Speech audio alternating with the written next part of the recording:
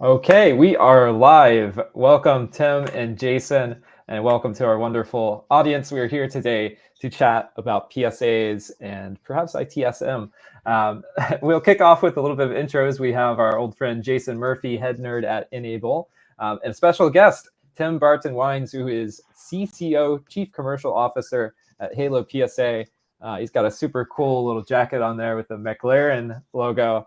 Guys, why don't you give us a quick intro? Tim, take the lead. Yeah, hi guys. I'm Tim. I'm one half of the two Tims that started HaloPSA about 7 years ago. Employee number 11 at Halo Group, and there's about 250 of us. I've got a technical background. I've done around 150 implementations as an onboarding consultant during my time. And I look after a lot of compliance stuff. So I do a lot of ISO 27001 accreditations, which is not that fun. But as was pointed out, yeah, I look after the McLaren F1 partnership from Halo's side, which is a big box of toys. And I'm in Austin right now, just coming off the back of the weekend. So I can share some crazy stories if you want to. Yes, please. That'd be great. And Jason, you've been on before, but why don't you give some folks a quick intro to who you are and what you're up to? Awesome. And this is, I believe, is number 4 for me. So I'm like kind of Okay. like the reoccurring guest on a Joe Rogan podcast or something. Obviously, thanks for having me. My name is Jason Murphy. I'm one of the head nerds at Enable. Primarily, I'm the subject matter expert for all things either PSA or IT service management, but also our product, which is an RMM, because we don't have a PSA. So that's why we work together with Tim Barton Wines. Yeah, fantastic. Got a few comments dropping in. We know Lisa, of course, at Enable saying, what's up, what's up? We also have D. Hoffman, 6 hello from Central Florida. Folks, if you're dropping in, drop where you're watching from in the comments. We will screen comments kind of live, and we can click a button and show them. So pretty cool. But gents, I think we start here with a very broad question. What is a PSA? What does that stand for? Sure. So PSA is Professional Services Automation. In simple terms, it's a billing tool short of an ERP solution like NetSuite.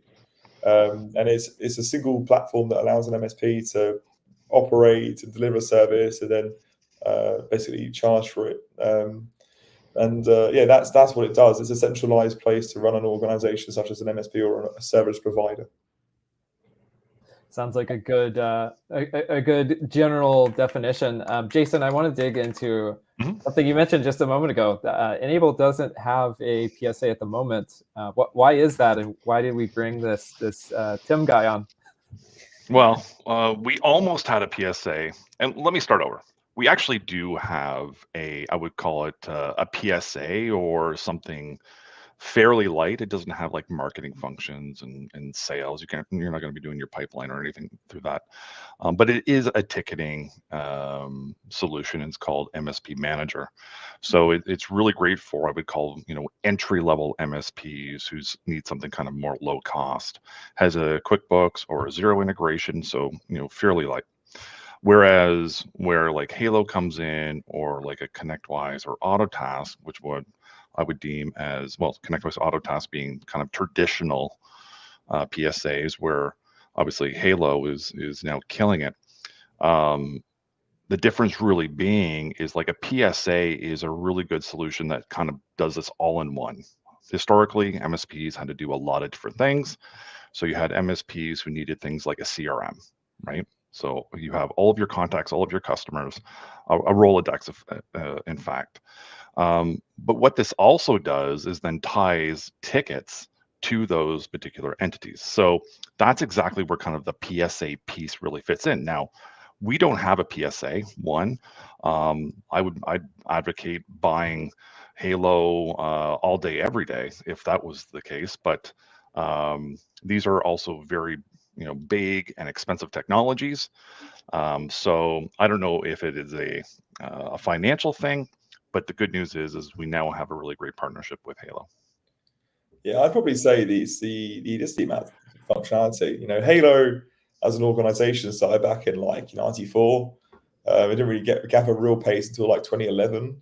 But we started off as a ticketing solution, and then we do release every 2 weeks for years and years and years. So it was a help desk, basically, and then it was a service desk, and then it became like an ITSM/ESM, and then the wider wrapper of all the commercial bits, like a CRM, quoting, contracts, billing.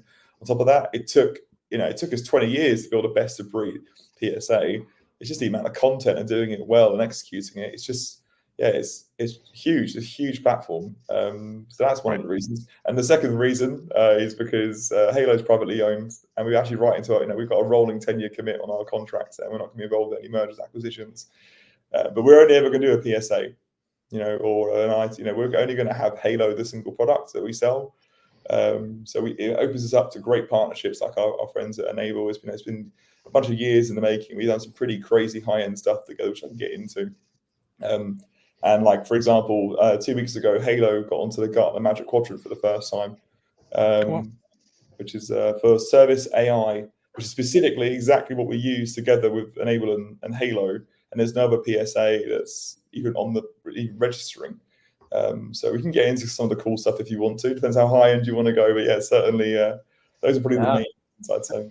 I think we definitely should. That sounds interesting. Before we get into that, and I guess congrats too on the Gartner Magic Quadrant. Huge deal there. If folks aren't familiar with Gartner, go ahead and gotta Google them, but you probably are already. We've thrown around some other terms like this ITSM, which is IT Services Management, right? And ESM as well. Could we do a little bit of definition there and how a PSA might differ from some of those tools? Yeah, of course. So the PSA is the full Monty that we discussed, isn't it? And then IT service management tool sets are basically designed for internal IT teams, therefore not commercializing the service you're providing and delivering it at a very high level of maturity to facilitate end users in a company. So it's basically non-commercialized PSA. So it doesn't have, Halo has HaloITSM.com and HaloPSA.com. It's the same product. When you go to Halo ITSM and start a trial on the website, which you can do if you want to go click around.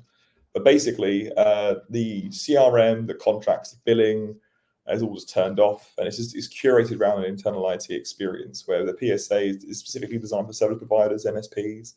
So there's your contrast. And on top of there's also something called an ESM, which includes like other parts like HR as well. So it's even bigger than ITSM, and then below ITSM there's also ITOM.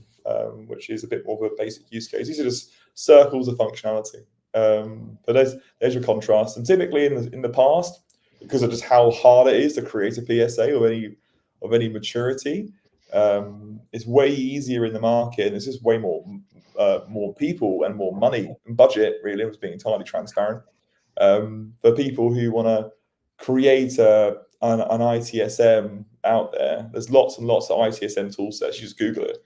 There's only a few players in PSA. So some teams will want to use it. You can be an MSP and want to use an ITSM because you feel there's no other alternative. Is basically what we see in the market. That's my lens from what I see. I'm not sure if you guys differ. Yeah, I mean, selfishly, just to do a little bit of plug, if you were to go into Google and type in PSA versus or VS dot ITSM VS dot ESM, I wrote a blog only because when I came in here, I used to be I used to work for a ServiceNow professional professional services outfit. So I kind of played in that ESM space for a few years.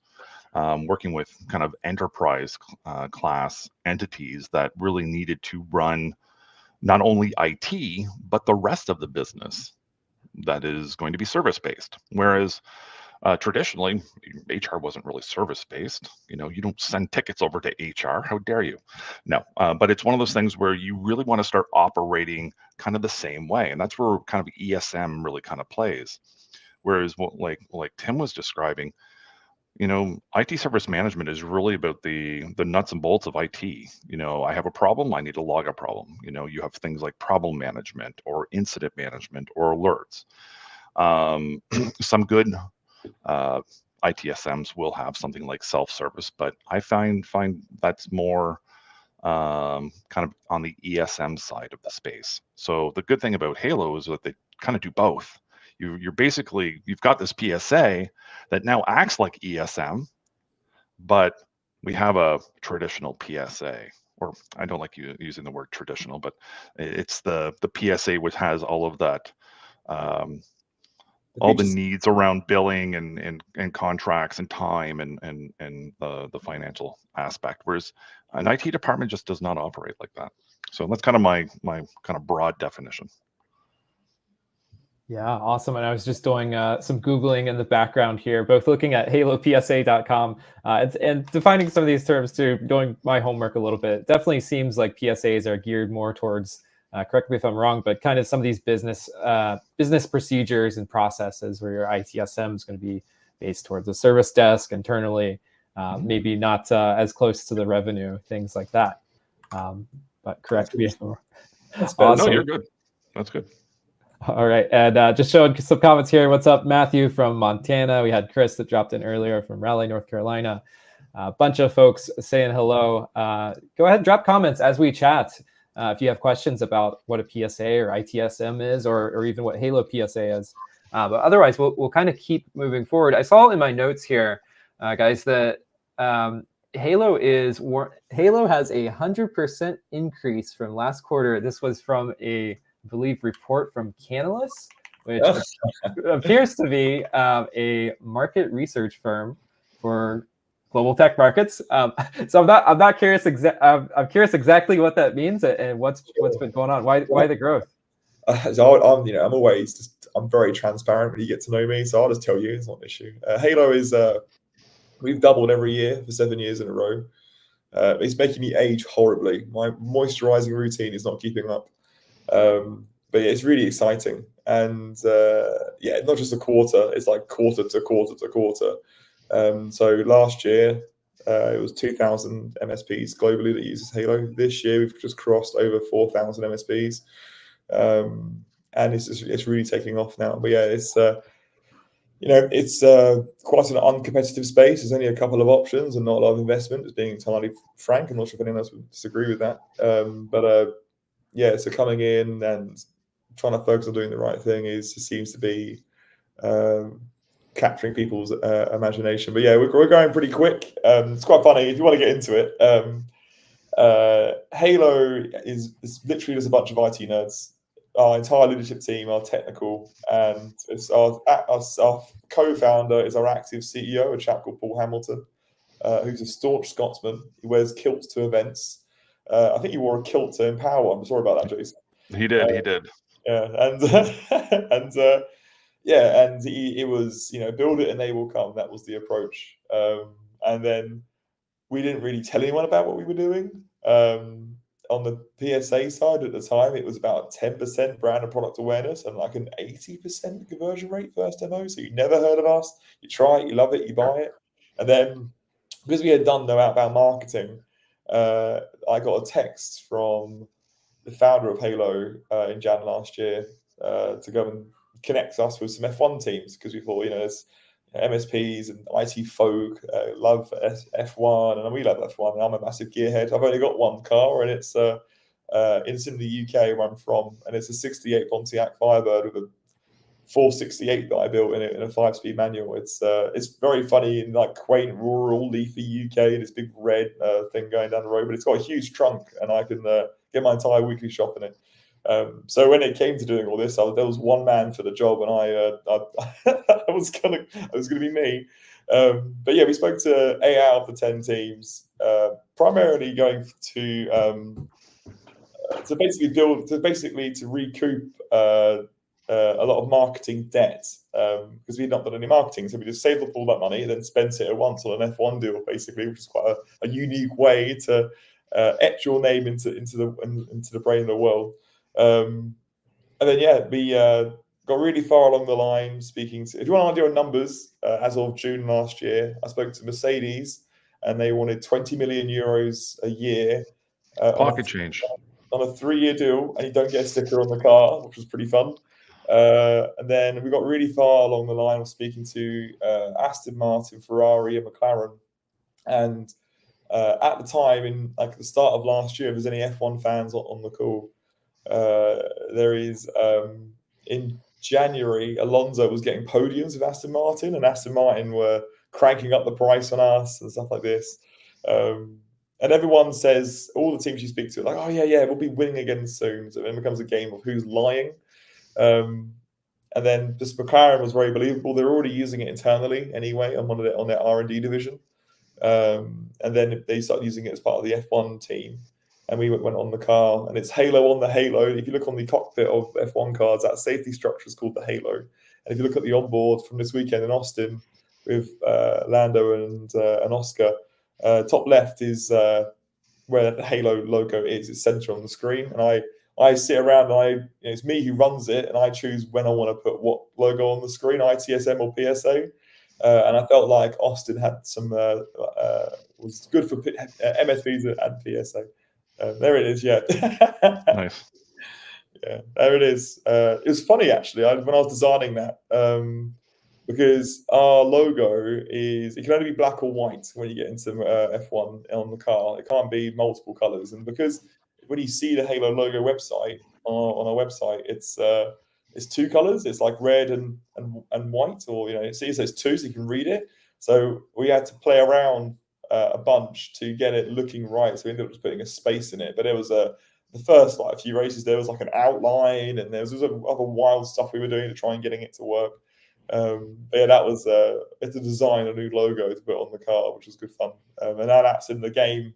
I was playing F1 23 about a few months ago, and suddenly an update came out, and that sticker that I designed is suddenly in the game, which was pretty wild. But there's awesome. There's some stuff about the F1 and how we went from doubling every year, not knowing who we are, through to then getting into an F1 deal, which was a huge learning curve for me. And we're about 12 months plus into this now, and it's a good time. Yeah, awesome. I love hearing just motorsport stuff in general. Before this call, I know we're not quite on the topic of I guess we are on the topic of motorsport now, but I have my own sim rig. So love hearing those stories about F1 and kind of how Halo's involved today. Got a comment from Brian Carpenter. That was a fantastic race. Not sure how I feel about Lando's. Yeah, that was. I was in paddock at the weekend, and I watched that happen. The whole thing was the whole team. There was a lot of drama from the team, and Max overtakes off track. He defends off track, and it was pretty dirty, the whole thing. He just dive bombed into turn one, and the Ferraris go through. It's sort of getting. If you're not into the F1. To it, well, not 5 years, for a few years, swinging from Red Bull, and it's becoming a lot more. And if you want to get into it, what McLaren say to me is go to Drive to Survive on Netflix, season 1, episode 1, and then also watch episode 2. If you like it after that, you'll like F1. And it's, as Max's car is stalling in terms of development pace, it's not getting, and Lando's and McLaren is gaining. It's going to probably end up at the end of this year in quite a close race, which will be really exciting to watch. And this weekend was an example of that, where Max basically almost crashed into Lando, and then the way he was defending, it caused Lando to get a penalty on the last lap, basically. Great coverage for HaloPSA. I'm super happy. Great ROI. It's a great sport, and you should definitely get into it if you can. Yeah, fantastic. I'll back up that recommendation for Drive to Survive on Netflix. Very good. F1, reach out. You could totally sponsor. This is an IT support group. Getting a little bit back on the topic of PSAs. So, Tim, it sounds like insane growth. Super cool to hear. Companies doubling. I think you said 4,000 MSPs are using it, something like that. Yeah, just off that now. Yeah. What's the TAM? What's World Takeover look like? There is no real end game with Halo. There's no acquisition path. There's just Paul thinks he's never going to die. The founder, he's like feels like he's Richard Branson or something. He's just going to keep going and going and going and going. We only have on the MSP space. It's not a huge market share, so there's a lot of runway yet. And on the ITSM side, where we're a full alternative service now, we have about 15% of the mid market. and we just signed a deal with DXE, who's the #1 global implementer of ServiceNow. Accenture, another GSI, global service integrator, signed up a month ago, and I just had a conversation this weekend with the CEO of NTT Data. So that's basically it's going to be getting pretty crazy in the next couple of years, and I don't think there'll ever be a world takeover. It'll just be stick to our core principles. If you distill Halo down, the core principles today are what they are 10 years ago, and it's just a recipe for success that we're just staying on that path for, and we can partner with other best of breed providers and deliver a unified experience that wins is the ultimate ambition, I guess. Yeah, fantastic. Glad to see it. A question from Lisa that I had as well. What should MSPs be looking for when they are choosing a PSA, and how could Halo integrate with N-central and Enable? Yeah, sure. That's a good question. So when you're choosing a PSA, I think having a lot of forward thinking and vision is important. Understanding what your requirements are, and then sort of laying that over top of an evaluation. Being very candid, as Jason said, there's a space for smaller tools out there.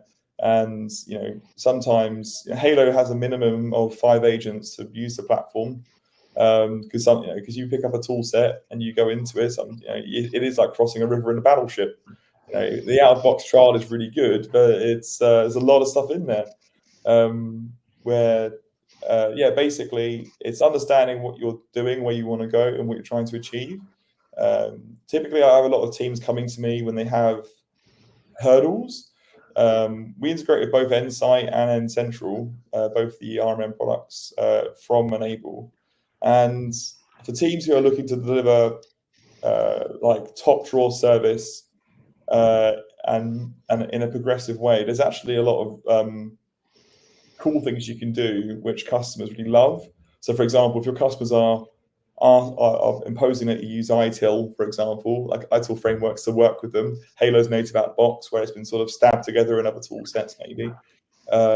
People who are interested in automation, Halo is unparalleled, especially when we team up with the integration we have with N-Central, which I'll talk about in a second. But those, and also moving towards self-service portals to drive download on service desks. If you set up a tool set right out the box in the right way, it will just pay massive dividends over time, and you can not have to worry about moving from another PSA, which can be a lift. So that's what I would say: understanding who you are, your requirements, and what you're trying to achieve. And if you do have typical pain points that that you typically expect as part of your trajectory as an MSP, whether you're going for co-managed IT, if you're looking to sell connectivity, if you're a VAR, getting ahead of those before they happen will save you a lot of issues. And then back at Empower in March, was it March, Jason? I think it was. Yep, it was March, I believe.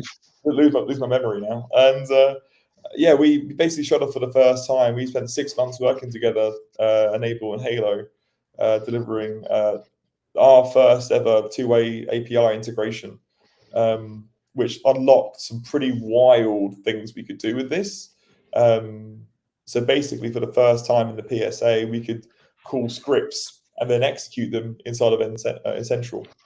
And then what that unlocks is the fact that we have market-leading AI capability. Means that you can do some pretty wild things. So let's talk about a couple of them, because some people want to get into the detail. Let's talk about it. Sure, please. One of the things you can do is, so you obviously, if you have an RMM, you can do alerting, can't you? Self-resolution alerts in the platform.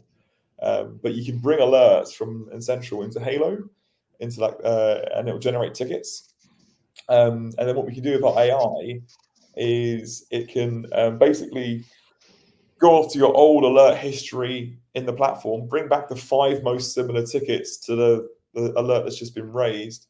It will go through all the actions, the resolution, the things that you did on that, notes on those 5 old closed tickets, and then it will suggest the resolution based on those old answers. And you can set a threshold for similarity and stuff like that. And what we can do then is it will suggest a script in N-Central we need to run. It'll go up into N-Central, it will run it on on its own. It'll tell us, essentially will tell us when it's done, and then we can self-resolve the alert in Halo in real time. But the reason you care about that is because you can then apply like a 5-minute timer to start commercializing that time. So you can actually, when you do an automation, you can have it come out of the customer's stack of hours. Or something else you can do is you can add it on a report and then put it on the invoice that goes to the client at the end of the month to demonstrate value, what you're doing for this month, ROI, stuff like that. So that's the easy, quick one you can definitely set up. But the fanciest and the high-end one that everyone got really excited about when we showed off for the first time on main stage at Empower was the full automated resolution of RMM tickets. This is wild. So basically, it's the world's first, in fact, when we showed it off, and it still is. Where basically, in a similar vein, if you have tickets enter the service desk, typical tickets, oh, I can't, my Outlook's not working or something typical, you tell me, insert generic ticket here, which will be fixed by an RMM script. We can look at the content, the subject, the body of that inbound ticket.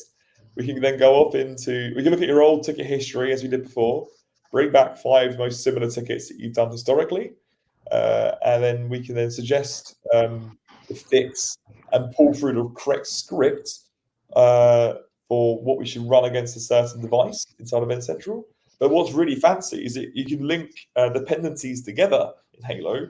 So if the fix is, oh, you need to restart this server connected to this workstation or something, you can literally traverse and go and find an asset, not even link to the ticket. It's pretty high end. And then go up into End Central, run it against the device, tell us when it's done, and then you can self-resolve all tickets in the service desk that are remedied by an RMM script, which is like, when you get that, there's a little bit of setup to get it working, but when you do, it's a complete game changer. It's a competitive advantage. It's a selling point. It's a huge cost saving. Yeah, I'm not sure if you want to add anything there, Jason, but that was pretty wild when we showed it off for the first time. Well, there was a lot to unpack based on a lot of themes that you brought up that I'd love to talk about. One of the things I really enjoyed about working with Halo, his name is specifically Morgan, on the Halo side, is the more and more I spend in AI, one of the things you want to do is at least to have some ethics around the use of AI. And what this can really do is allow you to take advantage of AI, but still have those human resources who are still in charge going, hey, it's suggesting a resolution for me. Do I want to go ahead with this particular, automation or what have you? So you still have, eyes in front of the AI kind of, allowing it to do its thing. So I thought that was a really good workflow for Halo to incorporate. One of the other things is, one of the things that MSPs always struggle with is when you have a lot of tool sets, the whole point of having an RMM is to really reduce the amount of disparate tools that you have.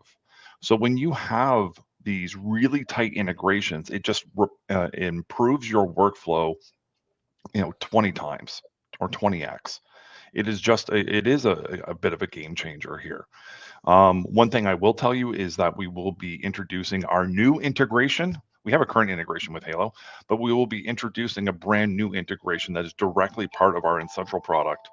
I believe it's forecasted for January. Obviously, we're a publicly traded company, so timelines are a little bit fast and loose, but no forward-looking statements. But all I'm saying is that it's coming very, very shortly, and that will be coming directly into End Central. Wow, that is killer. I am super excited to not only hear about that integration, but I guess future integrations, as I, myself follow AI, and this kind of reminds me of this, like, these futurist people that say, like, oh, we're going to have autonomous agents that just go out and, like, perform your will. It's kind of already here, it sounds like. Is that an accurate statement? I would say the beginnings. I mean, from my point of view, could you fully automate IT? I don't think we're there yet, right? I think we have a ways to go before we have fully automated IT services.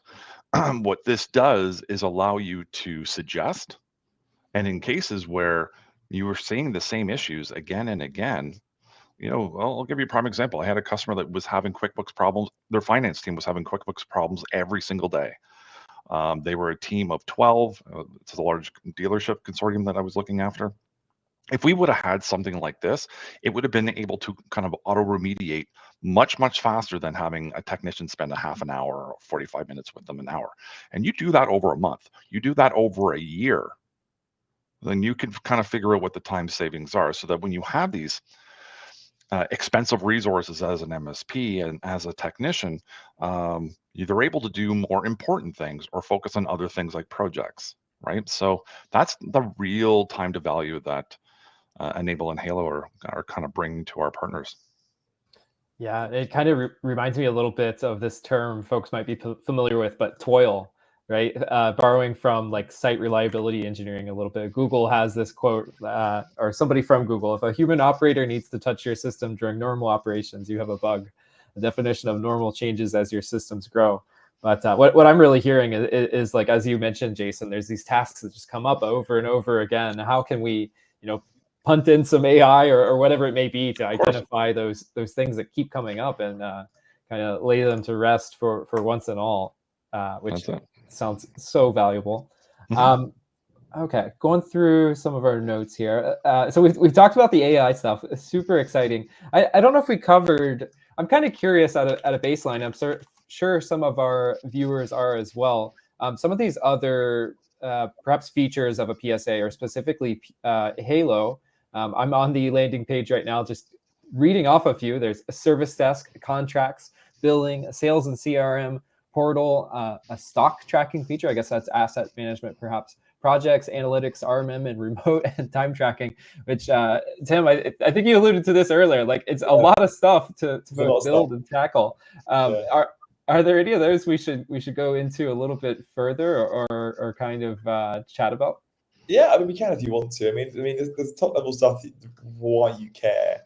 I mean, it's just around some of the stuff we talk about with AI. Jason's right. I mean, it's I've had my head buried in this technology for a long time now, since the open API for ChatGPT came out in April last year, and it's immature. Halo is the only PSA on the Gartner Magic Quadrant. We've gone and done it. Ours is included for free. And and Jason mentioned earlier, you can go ahead and fully automate stuff if you really wanted to, but it's not a good idea. So yeah, you can manually trigger using the suggestions. But what it's really doing is it's allowing MSPs to leverage the old work we've done historically to then fix new stuff in the future. So you can build like a data lake, a brand, a ticket equity of history, and then leverage that to fix new stuff coming through. Is the ultimate value that is available today, and we're probably a few years out before anything else is more mature enough to go and deliver a more high-end automation. And if anyone else is telling you different, they're probably lying, if I'm honest with you.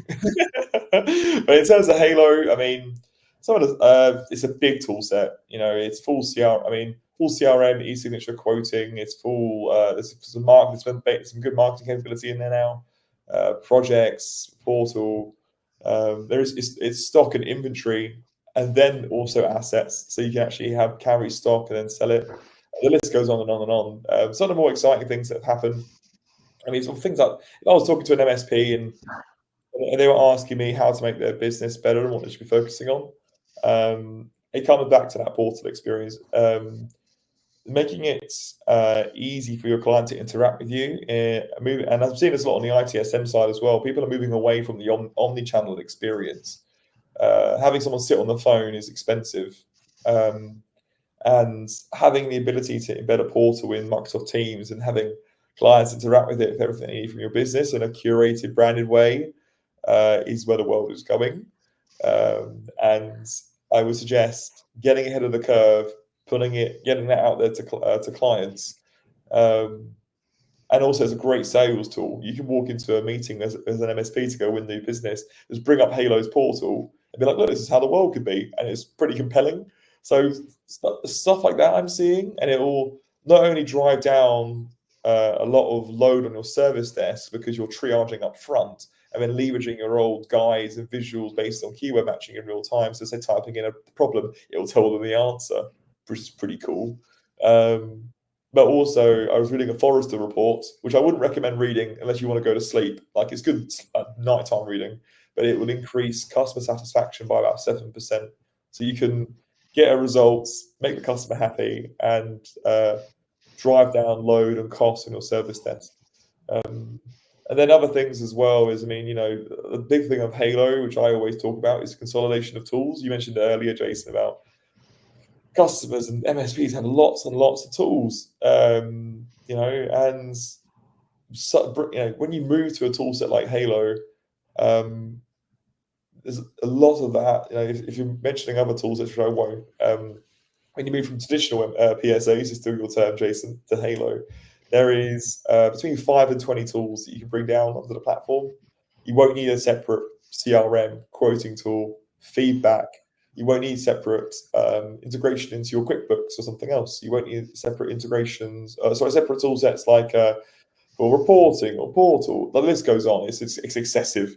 And you can, when you bring that all down into Halo, whether it be straight away or over time, it'll actually offset the entire cost of Halo itself. So you can upgrade to a more modern tool set, deliver more value to your clients, and you can, like, save money in the process. Like, it really is pretty wild. So as long as you're deploying it entirely, you'll get real ROI, and then you can then use best of breed tools with tight integration to go and deliver a result. But that's what I would say. Focusing on consolidation. MSPs who work on AI today will be ahead of the curve in the future. You don't need to, just getting into the technology and starting to understand it will pay you dividends. And then I would say moving towards a portal omnichannel experience is where a lot of the value and a lot of them. So I work with 300 to 400 of our MSPs a year, top power users. And that's where I'm seeing a lot of people move towards to generate real value in their businesses, is what I'm seeing. Right. One of the things, and I know you touched on it briefly, but to me, when I first got my hands on HaloPSA, there were two things that just stood out to me that nobody else in the kind of PSA really has, that ServiceNow really had. And again, circling back to that kind of ServiceNow background that I thought is just amazing, is one, self-service, right?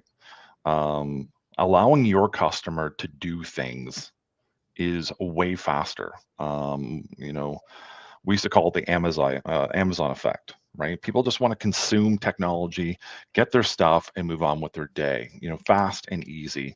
And the market, let's be honest, consumers are fairly tech savvy now, right? It's not like it was 20 years ago. Prime example is like, you used to be able to download torrents or get things off the internet, fairly easy if you had a technical background, but a consumer would never really be able to do that. Well, that changed over time. People were able to do those nefarious things on the internet from time to time. Probably bad example, but what I'm saying is that particular piece within Halo is really a game changer.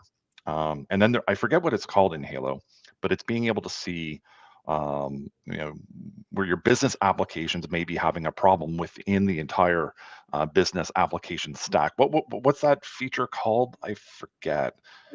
It's the application stack where you can see devices. So basically, you can see where the bottleneck really is from firewall switch. It kind of shows you where identify. Oh, it's a hierarchy. It's dependencies. Right. And they're color coded as well, which is quite fun. And that's really important, because while you may have a business application that might be happening on a server, there could be 200 people that are now affected because of that one particular issue. So getting into things like priority and severity is really critical, and that's what Halo is going to be able to do. And it's pretty rad stuff. I'll tell you that.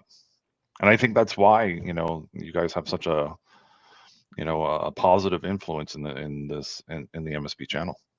Oh, Jason, you need to buy me a drink first. Start talking like that. But yeah, no, it's I know. It's an exciting moment. If you're contrasting, it's like the service engine, like the core of the product, is obviously shared between, it's the same product. It's as ITSM and PSA. So it means that because we are working with Microsoft, Lenovo, they use Halo internally, these massive conglomerates, it means that you are benefiting from that level of maturity as an MSP. You're able to deliver tier 1 enterprise service requirements from your PSA. You'll never outscale it. And it means that you can go ahead and you can deliver some pretty high-end results. And if you're contrasting ServiceNow and Halo, let's see what you think here, Jason. When I put this out there, but it's Halo versus ServiceNow. Halo is about 20% of the cost, and it will do about 90-something percent, 95% of ISO alignment requirements.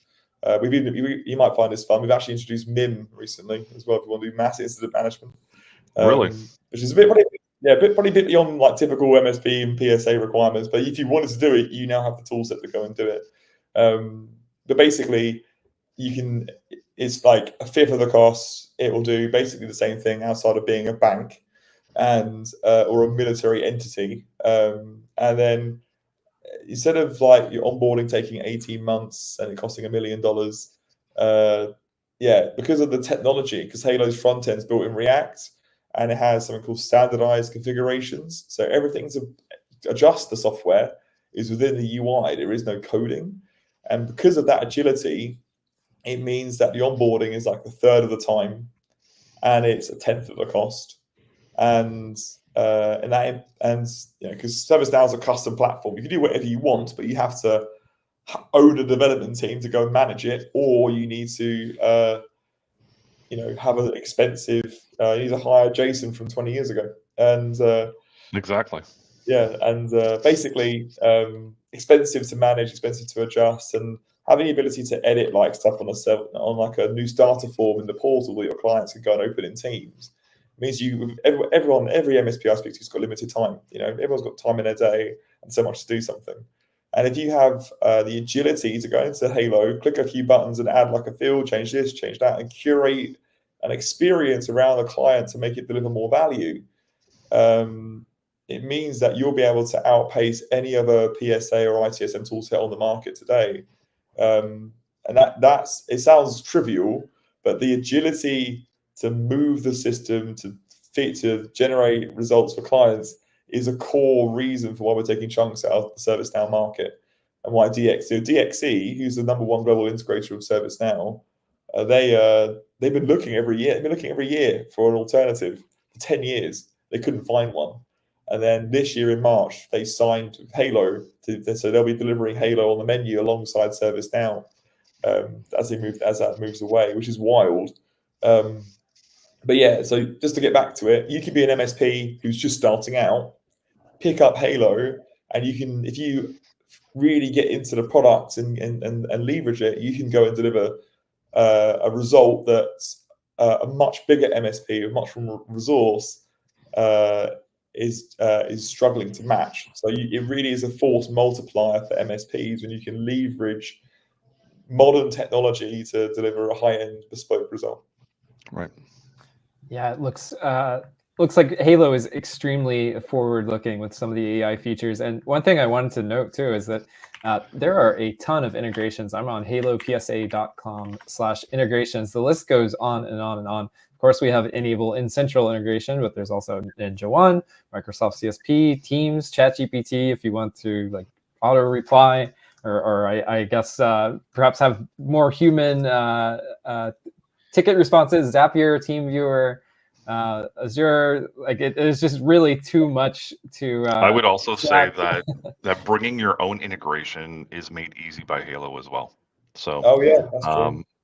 I mean, if you've got any modest technical resources, and most MSPs do, you can effectively integrate with anything that has the APIs that you would need to expose from the other side. Yeah, there's just north of 250 integrations available today, and they're all free and included, apart from like NetSuite, which is a bit more bespoke. But the rest of them, everything's included in standard. And yeah, Jason's right. We actually have a space called custom integrations, where you can just very easily interface with anything that's got an API and generate a result. It's pretty cool. It's It's called runbooks. Yeah, it's pretty cool. That won't be on that screen, but it's basically a lovely visual graph that just allows you to connect Halo into another API and bring it back. Mhm. And the front end's a RESTful two-way API anyway, so if you are handy, you can just go / that API doc and get the entire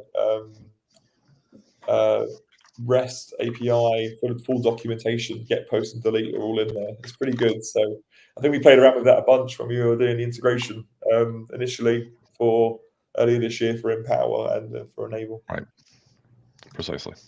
I'm now falling down the rabbit hole. I'm not sure if this is the best video. Did you say there was a doc somewhere?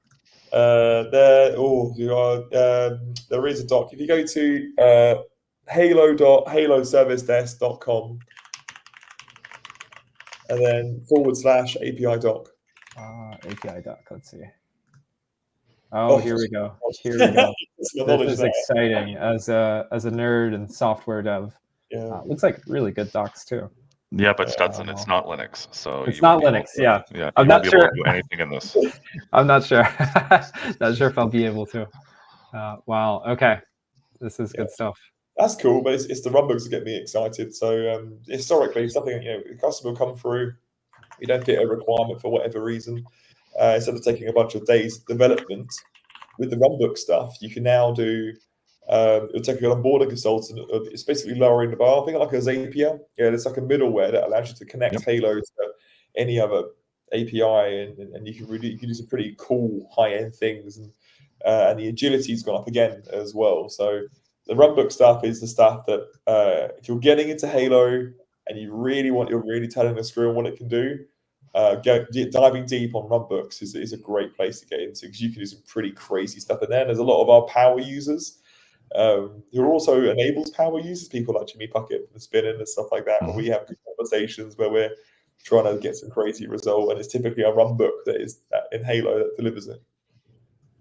Wow. Okay. I think we've given folks lots of resources to check out HaloPSA a little further. I think before we sign off, a couple of things. Tim, we mentioned, I think, crazy stories, perhaps motorsport related. I'm curious, do you have one you could throw out to everybody? Yeah, just so everyone's aware, I'm in Austin right now, just after the Austin Grand Prix, and I've got like full-on bands still, everything going on, and I was hanging out in paddock, which I'm not from money, and it's not lost on me all this craziness that I've been dropped into, which is very easy to get all suckered into. It's a very amazing thing. But I was hanging out in the place above the pit garage from McLaren. They actually had like a McLaren hospitality suite, like a space where all the partners go and hang out. And if you go look at the McLaren F1 car, on that vehicle, every single logo is probably hanging out in there, and one of them is Jack Daniels. So I caught up and met with the global leadership of Jack Daniels, and I was telling him a story where I'd done a couple of days ago. I did a 30-minute Q&A session with Oscar Piastri in person on like Thursday, and I had gone out the night before, and halfway through the night, I went and bought a cowboy hat, and I'm just strolling up and down 6th Street in Austin wearing a cowboy hat, and then basically I raffled off a hot lap, which is where Pirelli runs this program where all the supercar manufacturers go around the track with professional drivers. But worth about $10,000 a lap. It's expensive. It's a high-end asset. And I made Oscar Piastri pick a raffle ticket out of my hat. I told that story to Jack Daniels, and I was like, they were laughing, finding it really funny. And then they invited me and my team to, they had a private event they were throwing on Saturday night in a little jazz club, tiny little venue. And I went there, not expecting much. And then it was only like 100 people. It was invite only, and it was a lot of influencers, which I am useless at. My other half would probably really get it, but it was lost on me. And then Shabuzi came out, which is a #1 country singer in the US right now, and played the bar song for 25 minutes. And Shabuzi invited Gordon Ramsay.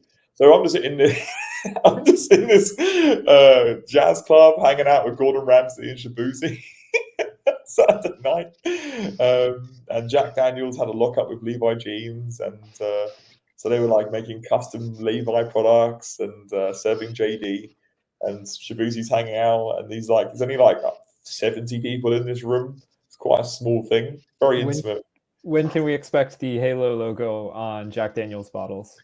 I would love that to be the case. No chance just yet. But there's a McLaren Jack Daniel's collab, and I've got like 6 of those bottles. They are great. Nothing with JD direct yet. But I will. I've got their number now, so we'll see. Keep it on the radar. Killer. All right, Tim, Jason, thank you guys for joining us so much. This has been great. Tim, one last plug. Where can folks learn more about what HaloPSA is up to, or reach out to you? Yeah, I would the best way to see what's going on is just go to LinkedIn and just go to HaloPSA, or to grab me personally. I'm always just running around showing all the latest things that are going off. And just go to halopsa.com. It's a 30-day free trial. You don't need to speak to anyone. Just go and look at the software and see the things I'm talking about. And on YouTube, I'm recording a 7-part series right now, showing basically all the things you need to know. So if you go to Halo's PSA's YouTube channel, there's just the first few videos of me in my famous denim jacket, just sitting there talking through from bottom to start exactly what you need to know about Halo. The website, YouTube, and LinkedIn will be mine to get in touch with Halo. Yeah, you'll have to add the cowboy hat to your demos, I think. Add some flair. So I'll wear it next time. If I come back on this, I'll come back on and I'll wear the hat just for you. Fantastic. Tim and Jason, thank you so much for joining us today.